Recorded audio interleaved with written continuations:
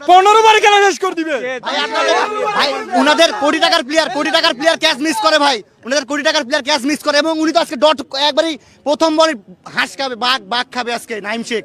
আর Naim Sheikh out মানেই বতক Naim Sheikh out মানেই আমরা জিতে গেছি ম্যাচ। কি চট্টগ্রাম কি টপকাতে পারবে এই রানের পাশে? অবশ্যই পারবে। আচ্ছা আমি বলি ক্যাচ মিস করা হচ্ছে, it's part of game, but আর এন মারা মাইজম ইতারা সগি দেখতো না, একটু পরে মাছ যাতে শুরু করছে ইতারা কিছুই দেখতো না। আর খাদ চলছে আসলে পক্ষে বিপক্ষে, রাজশাহী মামুর বেটারা ঘিরে নিয়েছে, আছে কি নাই? ঘিরে নিয়েছে রাজশাহীর মামুরটারা। চট্টগ্রামের ভাইরা যাই বলুক আমরা কিন্তু আজকে ম্যাচ জিতবই এবং আমরা সেটা এখানেই দেখাচ্ছি।